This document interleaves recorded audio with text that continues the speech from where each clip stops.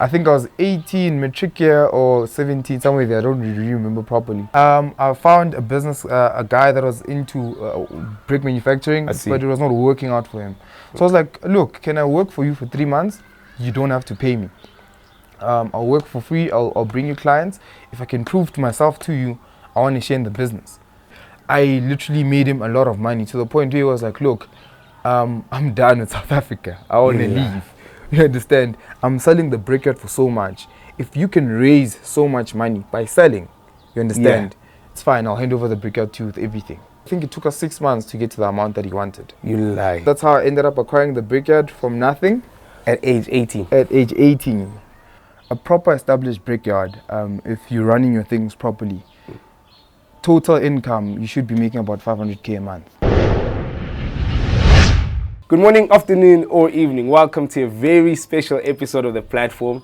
This episode is special because I'm with the man that inspired me to start the platform. At the time, I didn't have a name, but Mbali Sambo, how are you doing, my brother? I'm good, and yourself? Oh, I'm great, bro. How we met is the craziest thing. So, my older brother, that's how I always start the show. My older brother and his business partner were trying to get into the logistics business. They were in the process of procuring a truck. Right? And they were looking for a contract for the truck. So after trying out a few leads, calling a few people, our one mutual friend was like, I've got this friend that is in the business. He's got probably multiple trucks. He's been in the brickyard business. So this guy is telling us about all these things this friend does. And then we're like, okay, let's meet this friend. And the 21-year-old walks in. I'm like, what the hell is going on? It's crazy. Yeah, bro. So then we started a friendship. And on like our first sit down, you were explaining to me just how you started in the brickyard business. And I asked you off screen now, but you're like, let's save it for camera. So I want to hear the story. How does business start from Bali? How do you get into business? So I feel like for me to get into the whole story, I need to like introduce myself properly so people can know the background. So Mbali Sambo. I'm from Hazyview, born in Hazyview and everything. How my journey started, basically, I always knew or felt that I was born to do this business, basically. At first, I was actually doing sports, and in high school, most of the time, I was actually doing sports. When I was still in high school, basically, I had this one friend where at their house, they were basically construction moguls. I see. And then on the weekends, every time, just to have money, you know, to like play around with and everything, just to not ask money from our parents, right? So we'd always be on site, check what we're doing, and then the one friend that I have, and I will always be grateful to him, he was the one that was like, no, look, I feel like if we can prove ourselves to my dad, his dad, we could actually land a contract. Back then, RDP vibes, you understand? How old are you this time? I think I was only 16, 17. Grand Como vibes. I think I was 16 or 17, somewhere so there. So what happened was we tried trying to prove ourselves to the dad, tried going all through, trying to get our own contracts, but nothing was happening. We were not getting anything at all. You understand? And it was a point where they were giving RDP work to females. You understand? So it was at a point where a lot of females were getting contracts, but they didn't really have the knowledge. But because me and the friend that I'm talking about, we've been on the ground, we knew literally everything. Even if you woke us up at 1 o'clock in the morning, I'll tell you how RDP is built, basically. So through that, he was gunning for the project. So I was like to him, look, Mlu, we've been trying the whole year. We're not winning with this. Why don't you try a different approach? Me and you have already done our market research. We've done our quotations. We know where to find a material cheaper. Why don't we supply those people? This is you in grade 10. In grade 10, you're right. 16 years old. At 16 years old. And this was only part-time because I remember I was in boarding school. So only when I'm coming back for like weekends and stuff, like holidays and stuff. So I was like to him, dude, look, we're failing, and clearly your dad doesn't want us to tap into this. He wants us to finish school. I can't fathom how these are the conversations you guys are having in grade 10. No, honestly. So I was like to him, look, your father has accounts with all these hardware stores, meaning we can get things at discounted prices. Why don't we supply these people? Why don't we sell our knowledge to these females? Because they have no clue at the point. They might be big now. At that time, they had no clue. They just got the contracts through connections and whatsoever, which I don't want to get into. You understand? So we started with that, and we're like, okay, but what is the one material that's most expensive when it comes to RDP? Bricks. Exactly. You understand?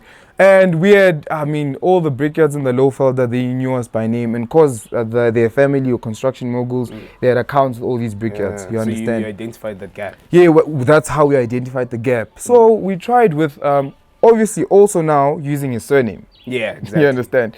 So we'd go. So you leverage connections. Exactly. So we'd meet up with this contractors, the female contractors, tell them that, look, we can actually help you cut costs. Exactly. We can run everything for you. You don't even have to pay us. Yeah. We will be getting our money from commission from the hardware shops. From the hardware shops. They agreed, everything was fine.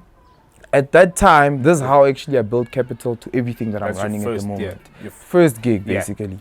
So what we did was, at that time, a maxi brick, that's the brick that they use for RDPs. A maxi brick was about, they were selling it for 3 rand, 350. You guys. You understand? They were selling on the market everywhere. So what we did, we're like, okay, cool. We went to the suppliers, used Mlu's, the father's account there, which gets discounts. So we were buying the brick for 3 rand, and selling it for 3, and selling it to them for 4 rand. Crazy. You understand? Crazy. It was about, they were doing about 150 units. Yeah. I think it was even more. Units of RDPs. RDPs. Yeah. So at home, whoever's watching is going to work out the numbers. We're not going to do them here. Yeah. So we had 150 units that we needed to supply. RDP houses. RDP houses. One RDP house takes about 3,000 bricks. You understand? Yeah. We were getting the bricks for 3 rand, selling it for 4 rand.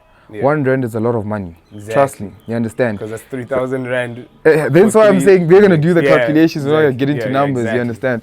So through that, and we were cash on delivery. We didn't play. Yeah. So what they'll do is, they didn't know that the bricks are coming from wherever. So because we had a relationship with the supplier, we went to the supplier, told the supplier that, listen, we went to him as if it's our project, and we were like, we want bricks for 150 units. Kindly. So already the supplier was happy. So he was jumping to our music basically. So we told him, anything that you supply must be with trucks that are not branded. Not branded, nothing. So you're basically drop shipping bricks. Exactly. And if you go deliver, one of us needs to be there. Yeah. That's it. Nothing else. He agreed. I mean, it's 150 units. He's making good money. You understand? Yeah. So that's how we're doing it. Buying the brick for 3 rand, selling it to them for 4 rand. They paid into our company. From there, we deduct our money, paid into it, and remember, we were getting it on account. An account. Yeah. Exactly. So even if they delay, we had a 30-day account with the supplier. Nice. You understand? Get the money, take out the money that belongs to us, our shares, pay the suppliers money. So every time you deliver, you guys are there. Yes. The truck's unbranded. Yes. So these guys believe that it's our bricks. 2 17-year-olds basically owned these bricks. But remember, back then we were still big gymming, so we didn't really look like 17-year-olds. I mean, when you come, we look the part. Yeah, you look the part. So they didn't really know our age. Yeah. Exactly. And remember, we're coming with the surname. So they thinking, you understand, we're bringing weight here.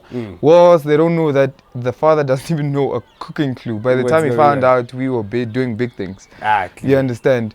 Yeah. So to continue on the story, that's how we were going with it. And we were fortunate enough to have clients that were paying in time. Yeah. You understand?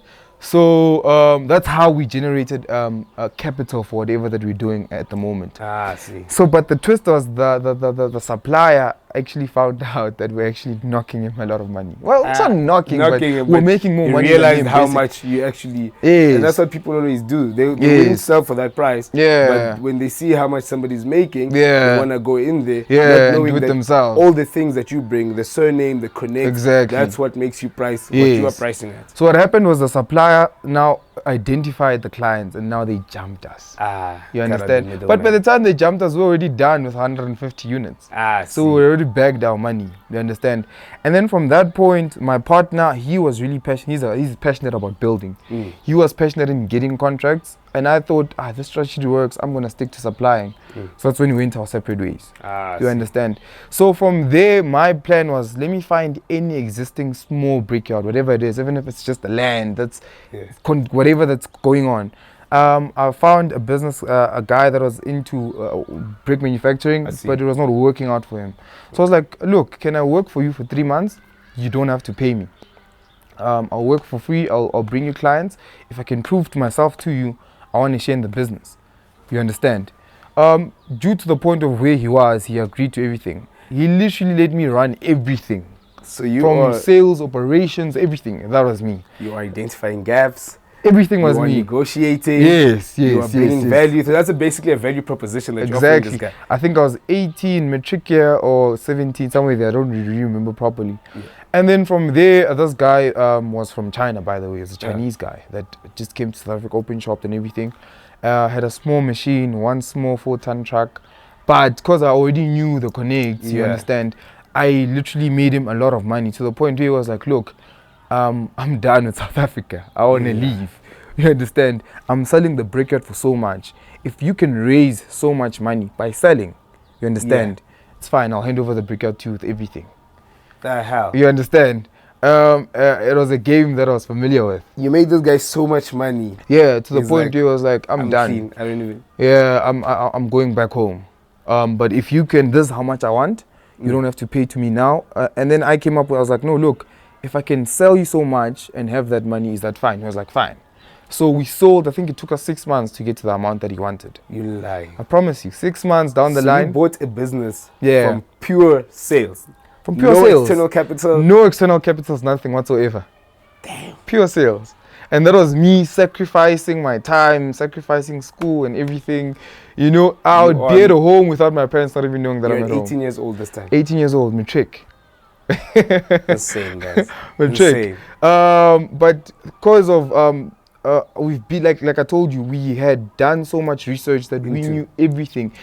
Even now till this day, I can say that anyone that's doing brickyard or RDP work at home, there's no one that can beat me when it comes to prices. You understand? Because you know the business in and out. You understand? That's the advantage that we had. So cutting the story short, that's how I ended up acquiring the brickyard from nothing. At age 18. At age 18.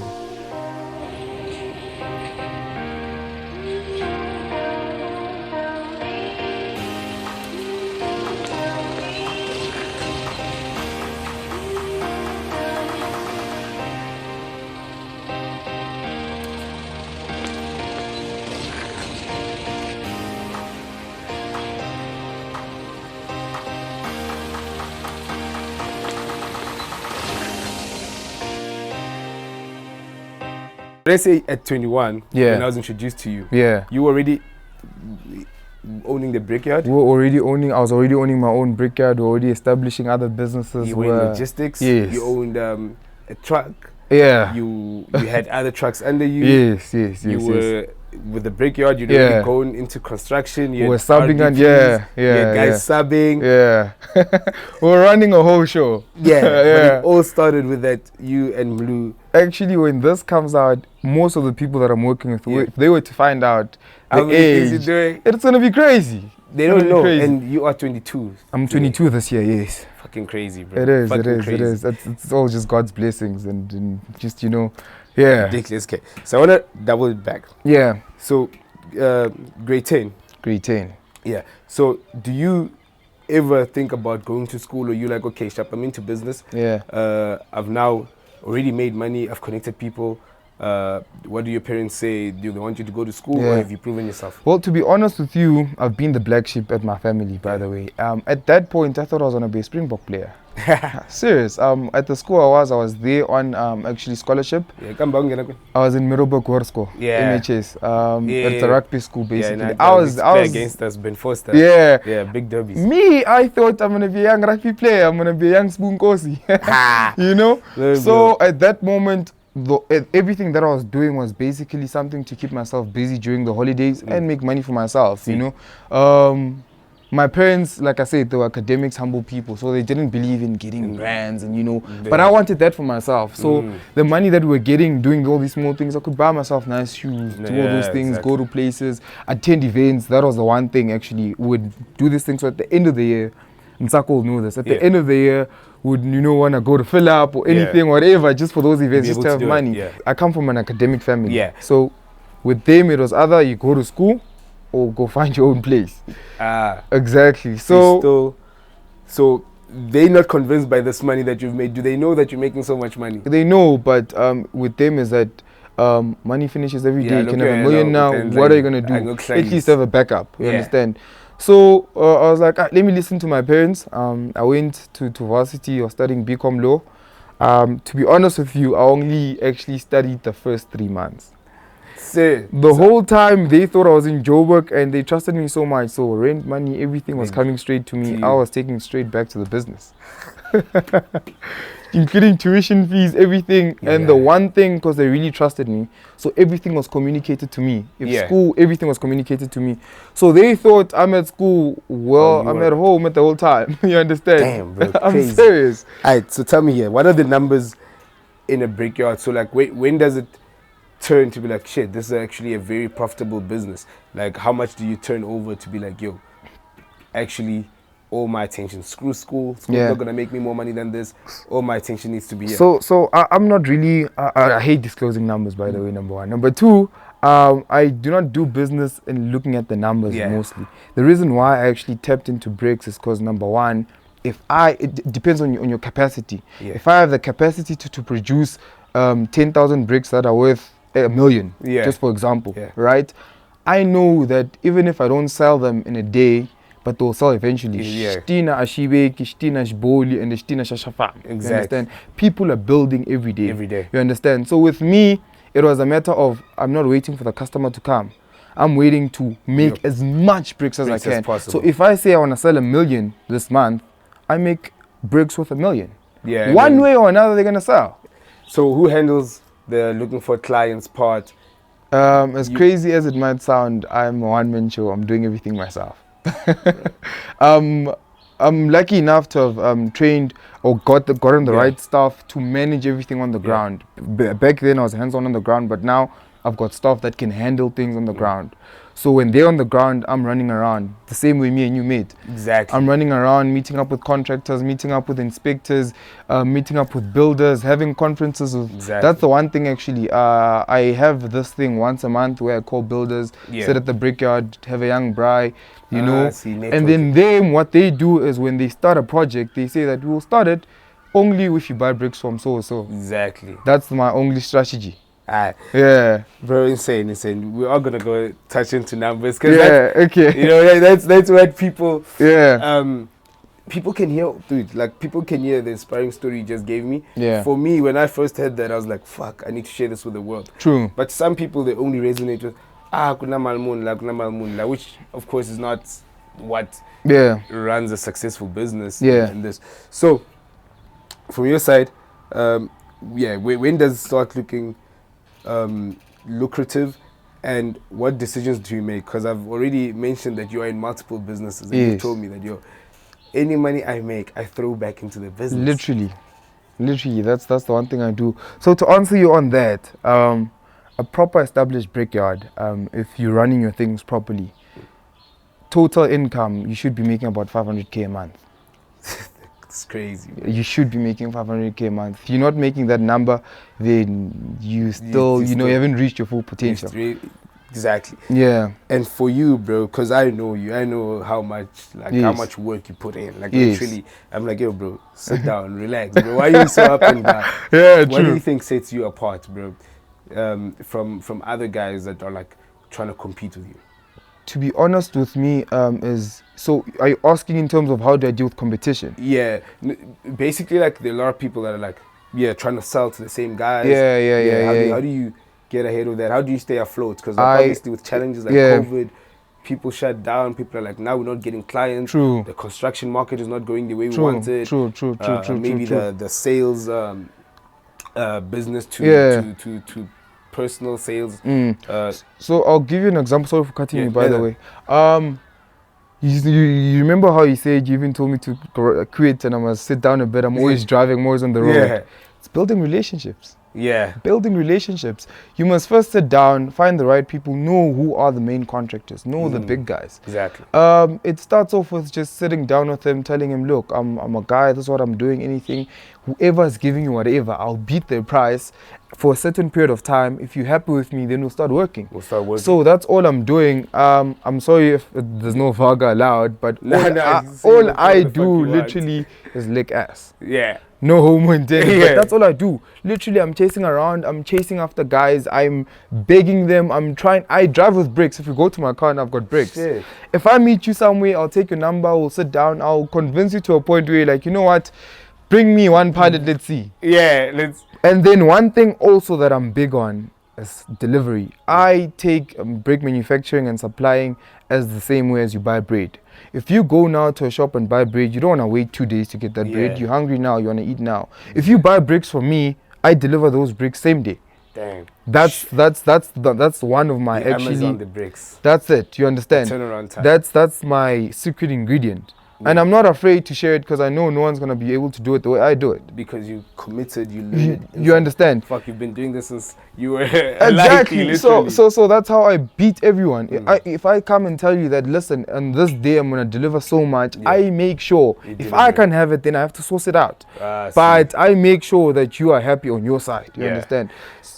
Yeah. Basically, yeah. Exactly. And that leads to what I alluded to when we started. When we met, it was on the logistics side. Yes. So what is the transition from you to go from the brickyard to the logistics? So with the logistics side, through traveling and meeting people, I met a guy that was working for Imperial KWS. After telling him what I'm doing and what he's doing, he was one of the controllers inside. Yeah. Meaning he was the one getting the contracts and everything. He was like, listen, dude, if you have the capacity to actually get even a head or truck, let's try working out. I can try convince my boss to get you a contract. Your age is right. It's what Imperial is looking for. Exactly. So I thought about it, sat down a bit, consulted with a few guys that I know, and I was like, you know what? Let me jump into it.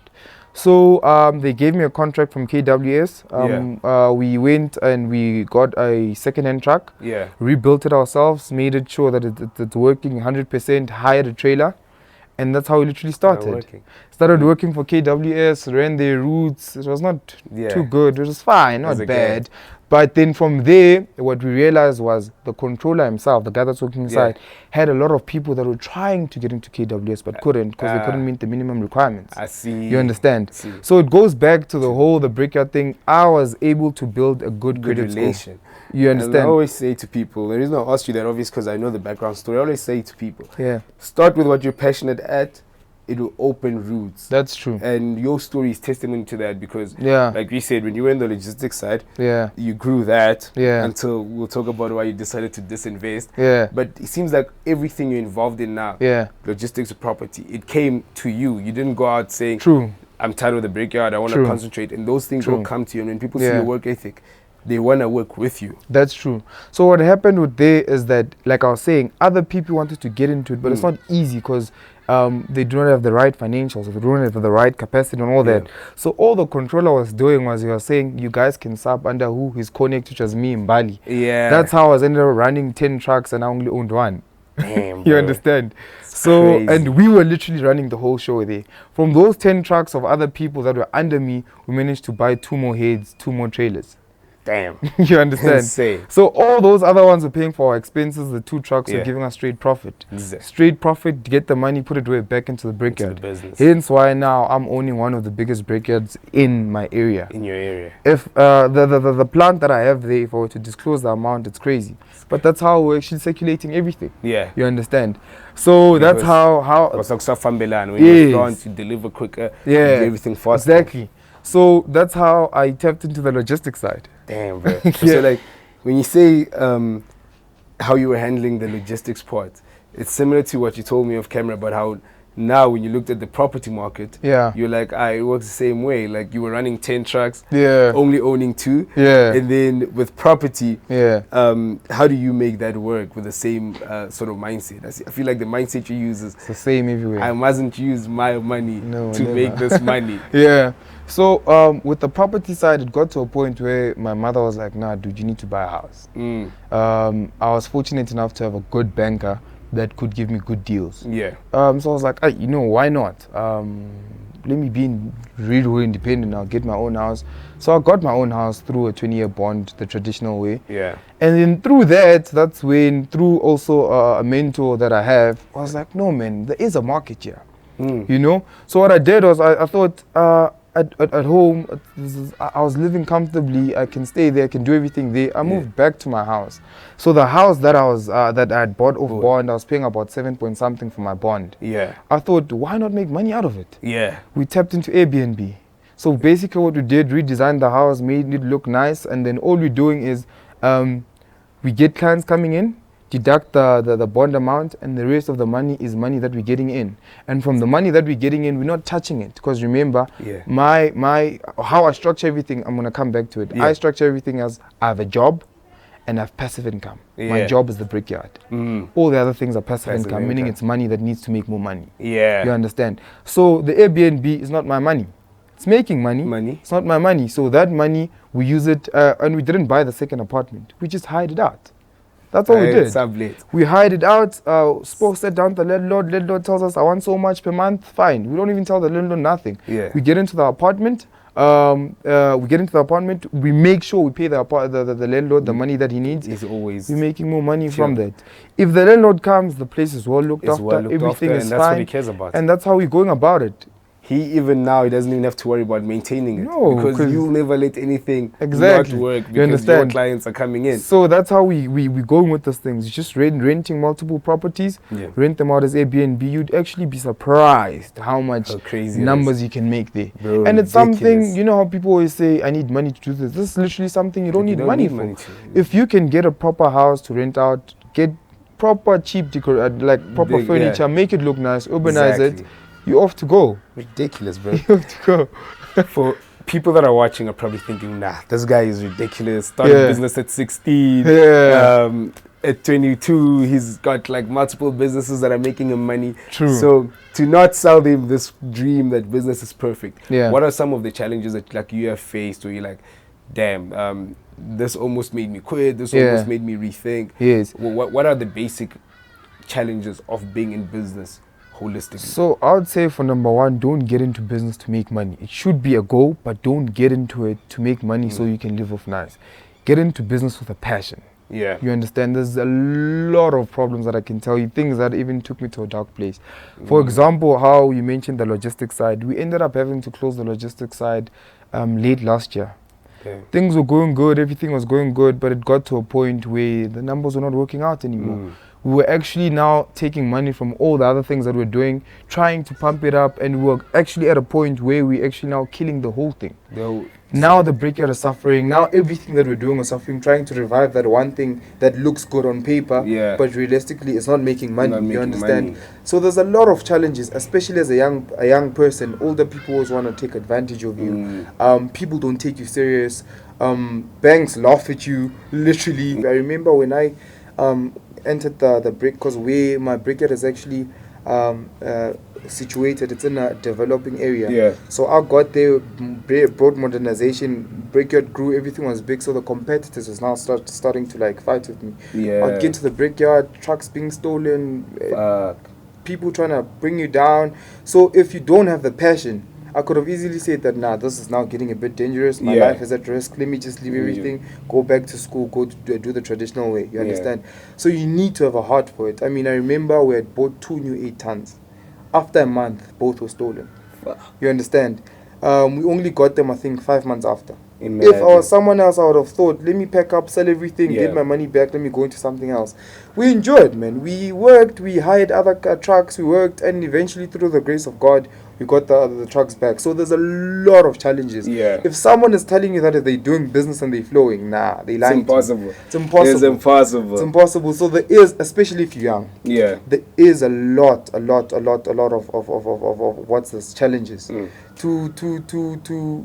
basically. Now I hear you, bro. And like that's why I say the show is for that, bro. To say, guys, these are the possibilities. But don't jump in just because you saw Mbali do this. Because you saw, you know, a 3-second clip of this and that. But to also like jump on you, there's actually, I want to announce a new business opportunity that we've identified. Inspired by your show, we're calling it the PHOLA BRICKS platform. Yeah. So what we've identified is that people have opened their eyes on bricks and the value that it has. You understand? So everyone is trying to jump in to the brick manufacturing industry. I've had big guys call me asking me if can I help them set up all those things. Wow. So we identified that gap. So now we're at a stage where the brickyard is big and it has the capacity to be a factory. You understand? See. So we're at a point where we're going to be launching it soon, where we're actually inviting young businessmen that want to get into brick manufacturing to come through. What we do basically is we come, we help you, we teach everything. If you have the land, we come, we set up shop for you, set up everything for you. For the first 6 months, for you to build capital, we supply with the stock. On account, that is, yeah, exactly. right? The same strategy how I started. How you started, you understand? exactly. On account, on a discounted price, you prove yourself, you sell the bricks. Remember, the only requirements, you must just have land. You must that's have in land. your name. We come, we build everything that's necessary, we build everything, we give you anything that's needed. Yeah. You sell whatever that you sell for a period of 6 months. After you've proven yourself, that's when we come, and we come with machinery, everything. And then we help you set up your own brickyard as it is. Beautiful. You understand? So we're trying to get young businessmen that are saying that, look, I want to get into business, but I don't know what to do. We saying put up your hand, come through, we're inviting you, come through, we teach you everything, we give you someone to mentor you the whole time.